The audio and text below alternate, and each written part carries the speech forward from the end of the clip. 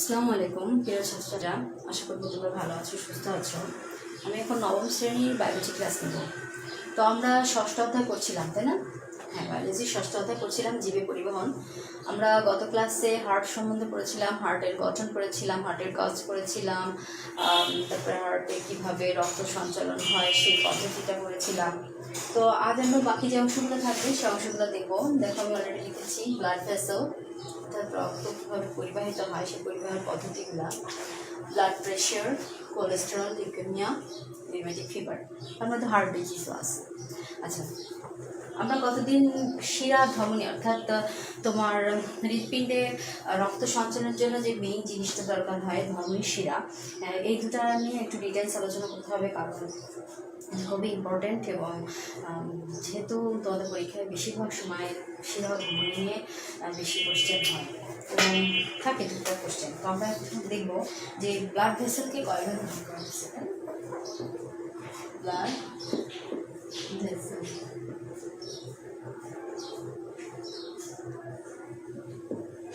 Blood ভেসেলকে তিনটা ভাগে ভাগ করা হচ্ছে। একটা হচ্ছে ধমনী অর্থাৎ আর্টারি,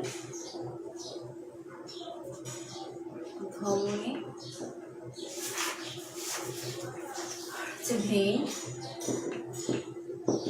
শিরা, আর হচ্ছে ক্যাপিলারি। ক্যাপিলারি বা কৈশিজারিকা।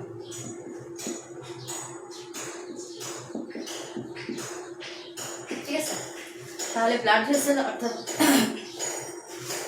এই যে রক্ত পরিবহন হচ্ছে এটাকে রক্তবাহিকা। ঠিক আছে, ব্লাড ভেসেল মানে রক্তবাহিকা।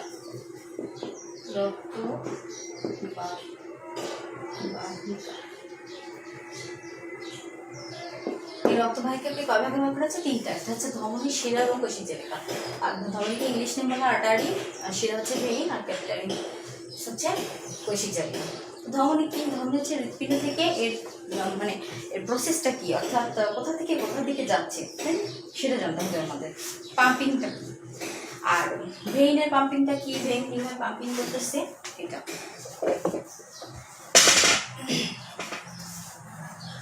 আচ্ছা, যেসব রক্তনালিকা হৃৎপিণ্ড থেকে দূরবর্তী স্থানে বহন করে নিয়ে যায় তাদেরকে ধমনী, অর্থাৎ এর তোমার আমি এখানেই পার্থক্যটা করে দেবো, পার্থক্যটা পরে করি, আমি সংজ্ঞাটা দিই না। আর্টারি অর্থাৎ ধমনী হচ্ছে এর বাহিকার মূল কাজ হচ্ছে হৃৎপিণ্ড থেকে সমস্ত দেহে রক্ত পরিবাহিত করবে, আর শিরা হচ্ছে সমস্ত দেহ থেকে হৃৎপিণ্ডে তোমার রক্তটা নিয়ে আসবে। আর ক্যাপিলারি জালিকা অর্থাৎ কৈশিজালিকাটি এই যে ধমনী দেহের দিকে রক্ত পরিবহন করবে, তাই না? যখন দেহের দিকে রক্ত পরিবাহিত করতে যাবে হৃৎপিণ্ড থেকে, তখন ওই দেহের মাসেলসের কাছে যে অনেক ছোট, ক্ষুদ্র ও অত্যন্ত সূক্ষ্ম আকৃতি ধারণ করবে, সেটাই হচ্ছে তোমার ক্যাপিলারি। অর্থাৎ আর্টারি থেকে ক্যাপিলারি সৃষ্টি হচ্ছে, এটা মনে রাখবো। এখন আমি ধমনী এবং শিরার পার্থক্য করবো।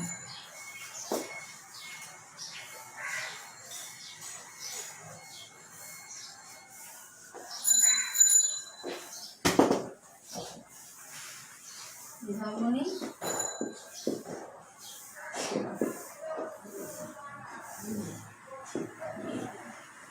ফার্স্ট পার্থক্য এর অবস্থান কোথা থেকে, অর্থাৎ তোমাদের বইয়ে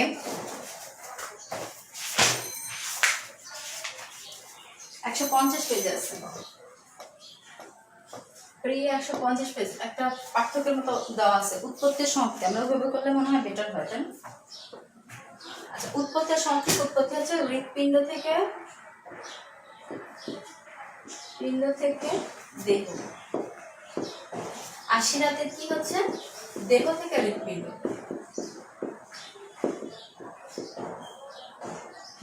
তাই না? হ্যাঁ। 2 নম্বরে আছে রক্ত প্রবাহের দিক। উৎপত্তি আর সমাপ্তি শেষ। উৎপত্তি হচ্ছে হৃৎপিণ্ড, সমাপ্তি হচ্ছে দেহ। শিরার উৎপত্তি হচ্ছে দেহ, আর সমাপ্তি হচ্ছে হৃৎপিণ্ড। তোমরা কিভাবে লিখবা যে ধমনীর উৎপত্তি হৃৎপিণ্ডে, শিরার উৎপত্তি দেহে, ধমনীর তোমার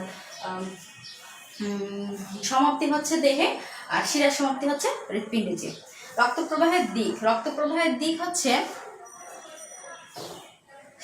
হৃৎপিণ্ড থেকে দেহের দিকে একই কথা। কারণ হচ্ছে রক্তের প্রকৃতি কি, এটা অক্সিজেন সমৃদ্ধ রক্ত বহন করে। আর শিরা হচ্ছে কার্বন ডাইঅক্সাইড যুক্ত রক্ত বহন করে। ঠিক আছে, এখন কোন ধমনীটা কার্বন ডাইঅক্সাইড যুক্ত রক্ত বহন করে? অর্থাৎ একটা ব্যতিক্রম আছে, পালমোনারি ধমনী বা ফুসফুসীয় ধমনী। ফুসফুসীয়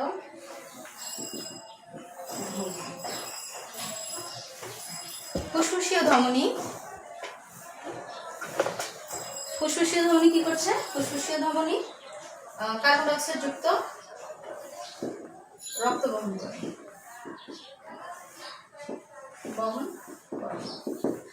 আর শিরাতে হচ্ছে ফুসফুসীয় শিরা।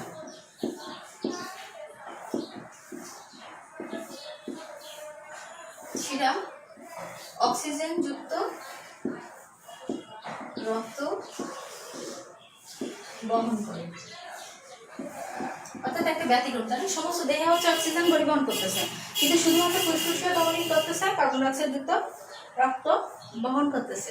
আবার সমস্ত দেহে কার্বন ডাইঅক্সাইড যুক্ত রক্ত বহন করতেছে শিরা, কিন্তু ফুসফুসীয় শিরা করতেছে অক্সিজেন যুক্ত রক্ত বহন করতেছে। এটা হচ্ছে ব্যতিক্রম। ফুসফুসীয় শিরাকে পালমোনারি শিরা বলা হয়, আর ফুসফুসীয় ধমনীকে পালমোনারি ধমনী বলা হয়। এটার অপোজিট নেম হচ্ছে পালমোনারি।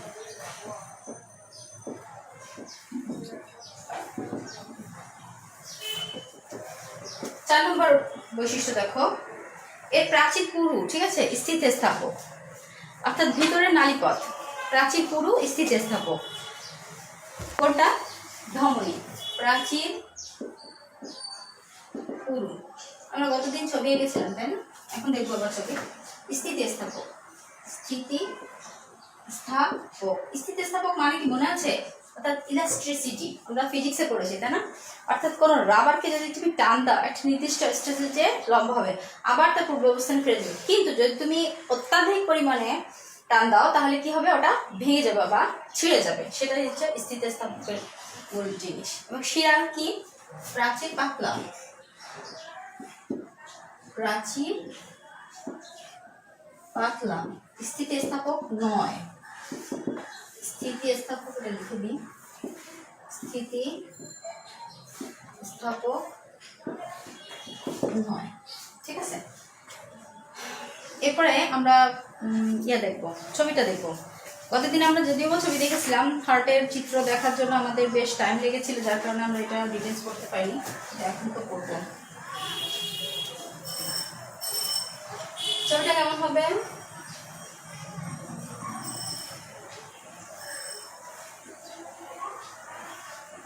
এই লুমেনটা হবে ছোট, তাই তো? আর এটা যদি হয়, এই লুমেনটা হবে বড়, তাই তো? লুমেনটা বড় হবে।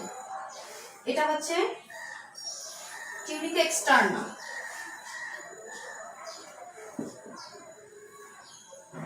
টিউনিকা এক্সটার্না বাইরের অংশটা। তারপর হচ্ছে টিউনিকা মিডিয়া,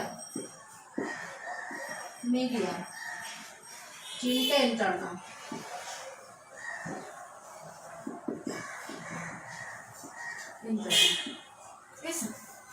আর এই মাঝখানে যে ফাঁকা অংশটা, এটা হচ্ছে নালীপথ। শিরার অনেক বড় নালীপথ এবং ধমনীর ছোট ক্ষুদ্র নালীপথ। মোটামুটি এই পার্থক্যগুলো মনে রাখলে আমাদের শিরার ধমনী কমপ্লিট। একটা জিনিস বাকি থাকে, সেটা হচ্ছে শিরাতে কপাটিকা থাকে আর ধমনীতে কোনো কপাটিকা থাকে না। এটা হচ্ছে 5 নম্বর। 6 নম্বর হচ্ছে কপাটিকা থাকে না, টিকা থাকে না।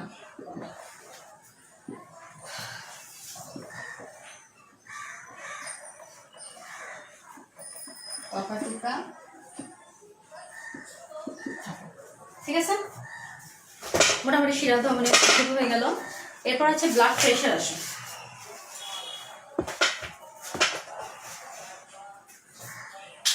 এটা বুঝে দিলাম, একটা স্ক্রিনশট দাও এবং এগুলো ডিটেলসে লিখতে হবে। আমি খুব সংক্ষেপে তোমাদের বুঝিয়েছি, খুব ডিটেলসে লিখবা।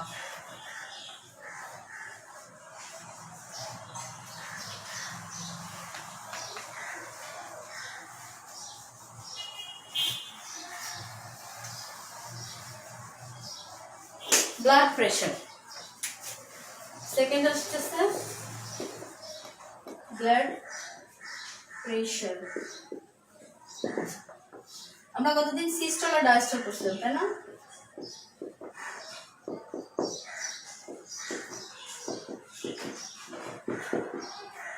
সিস্টল মানে সংকোচন, হৃৎপিণ্ডের সংকোচন, তাই না? ডায়াস্টল মানে প্রসারণ।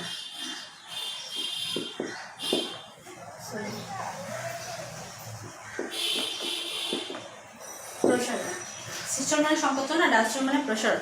অর্থাৎ সিস্টল হচ্ছে নিলয়ের সংকোচন, ঠিক আছে, আর নিলয়ের প্রসারণটা হচ্ছে ডায়াস্টল। নিলয়ের উপর ডিপেন্ড করে কিন্তু সিস্টল আর ডায়াস্টলটা তোমাদের কমপ্লিট করা হয়, অর্থাৎ ভাগ করা হয়। সিস্টলটা হচ্ছে নিলয়ের সংকোচন আর ডায়াস্টলটা হচ্ছে নিলয়ের প্রসারণ। তো এই সিস্টল আর ডায়াস্টল উভয়টা যখন একসাথে সম্পন্ন হয়, অর্থাৎ একসাথে সম্পন্ন হবে, একটা সিস্টল আর একটা ডায়াস্টল মিলে হচ্ছে হার্ট হৃদয় স্পন্দন। এখন এই হৃদয় স্পন্দনের একটা লিমিট আছে, অর্থাৎ একটা নির্দিষ্ট টাইমে এতবার বিট দিবে। অর্থাৎ চিকিৎসকের মতে কি একটা আদর্শ মানুষের রক্তচাপ থাকে 120 থেকে 80 মিলিমিটার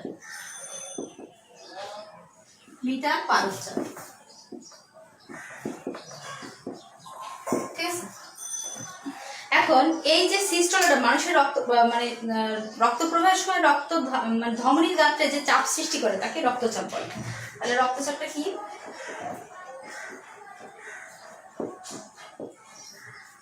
রক্তচাপ হচ্ছে রক্ত প্রবাহের সময় ধমনী গাত্রে রক্ত প্রবাহের সময় ধমনী গাত্রে যে চাপ সৃষ্টি হয়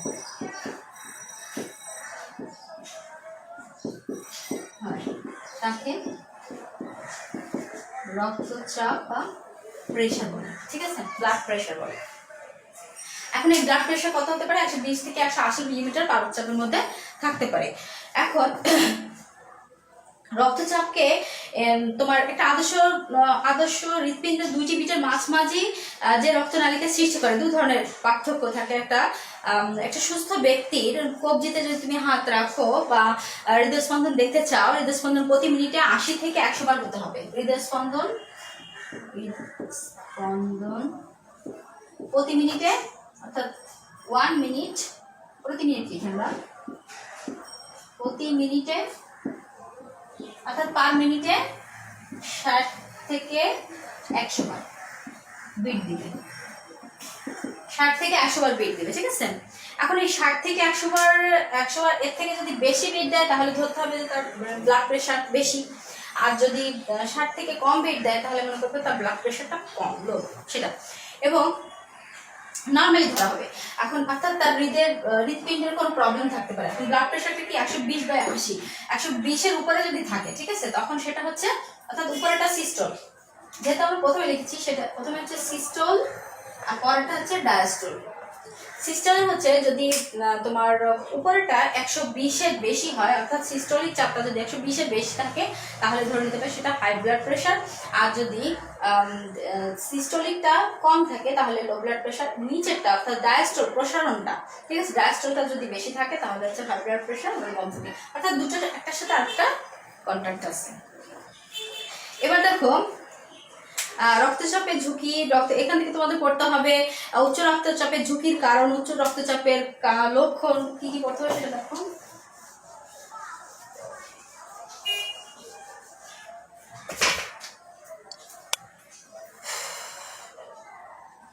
উচ্চ রক্তচাপের কারণ, উচ্চ রক্তচাপের লক্ষণ, উচ্চ রক্তচাপের প্রতিকার, ঠিক আছে, এই জিনিসগুলো করতে হবে, তাই তো। এরপরে প্রতিরোধটাও করতে হবে, উচ্চ রক্তচাপ নির্ণয় করতে হবে কিভাবে সেটা আমরা একটু আগে বললাম। এরপর আসতেছে যে অংশটা সেটা হচ্ছে কোলেস্টেরল। কোলেস্টেরল খুব একটা ইম্পর্টেন্ট জিনিস। হাই ব্লাড প্রেশারটা কিন্তু কারণটা কি সেটা তোমরা খুব ভালো করে জানছো। যদি পিতা মাতা অর্থাৎ পূর্ব জেনারেশনে যদি হাই ব্লাড প্রেশার থাকে তো নেক্সট জেনারেশনে হওয়ার সম্ভাবনা বেশি। তারপরে অতিরিক্ত খাদ্যাভ্যাসের একটা ব্যাপার আছে, যেমন কোলেস্ট্রলযুক্ত যদি খাবার বেশি খাওয়া হয়, তারপরে হচ্ছে চর্বিযুক্ত খাবার বেশি খাওয়া হয়, তারপরে ব্যায়াম না করা হয়, অতিরিক্ত ঘুম, তারপরে অতিরিক্ত টেনশন, এগুলো থাকলে ব্লাড প্রেশার হতে পারে। লক্ষণ কি? লক্ষণ হচ্ছে